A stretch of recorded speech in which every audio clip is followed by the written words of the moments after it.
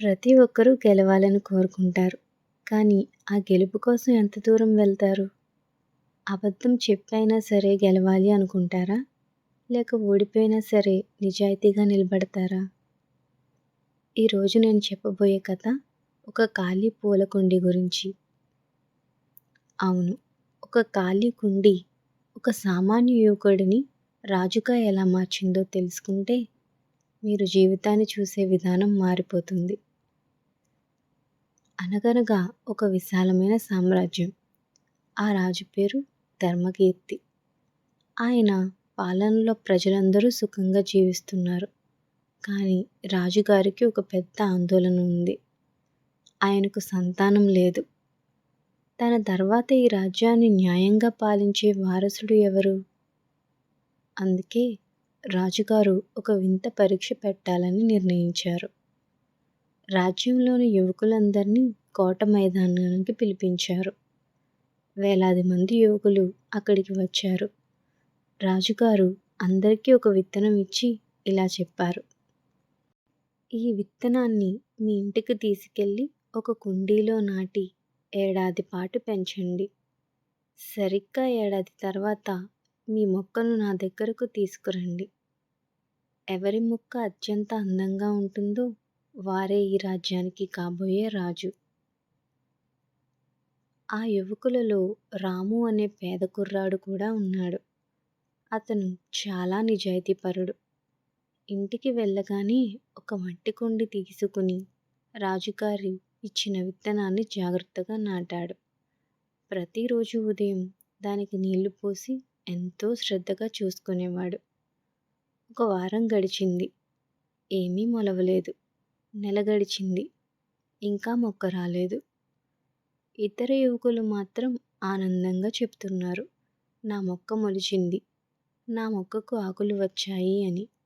కానీ రాము కుండీలో మాత్రం మట్టి తప్ప ఏమీ లేదు. రాము బాధగా తన తల్లితో ఇలా అన్నాడు. అమ్మా, నేను ఎంతో ప్రయత్నిస్తున్నాను, అయినా మొక్క రావడం లేదు. తల్లి చిరునవ్వుతో అంది, నాయనా, మన ప్రయత్నం మనం చేయాలి. ఫలితం దేవుడి చేతిలో ఉంటుంది. 6 నెలలు గడిచాయి. ఒక్క క్షణం రాము ఇలా అనుకున్నాడు, వేరే విత్తనం నాటేస్తే బాగుంటుందేమో అని. కానీ వెంటనే తను ఆపుకున్నాడు. రాజుగారు ఇచ్చిన విత్తనం మార్చడం అంటే ఆయన్ను మోసం చేయడమే. మొక్క రాకపోయినా పర్వాలేదు, కానీ నేను అబద్ధం చెప్పను. ఏడాది పూర్తయింది. రాజదర్బార్ యువకులతో కిక్కిరిసిపోయింది. అందరి చేతుల్లో అందమైన మొక్కలు. రాము మాత్రం ఖాళీ కుండీతో నిలబడ్డాడు. అందరూ అతన్ని చూసి నవ్వుతున్నారు. రాజుగారు ఒక్కొక్క కుండీని పరిశీలిస్తూ ముందుకు వచ్చారు. చివరికి రాము దగ్గరకు వచ్చారు. రాము వణికిపోతూ అన్నాడు, ప్రభు, నేను ఎంతో ప్రయత్నించాను, కానీ మొక్క రాలేదు. నన్ను క్షమించండి. రాజుగారు కాసేపు మౌనంగా నిలబడ్డారు. తర్వాత రాము చేతిని పట్టుకొని అందరి ముందుకు తీసుకొచ్చారు. అప్పుడు రాజుగారు ఇలా చెప్పారు, ప్రజలారా, నేను మీకు ఇచ్చిన విత్తనాలన్నీ ఉడకబెట్టిన విత్తనాలు. అవి ఎప్పటికీ మొలవవు. మీ అందరూ విత్తనాలు మార్చేశారు.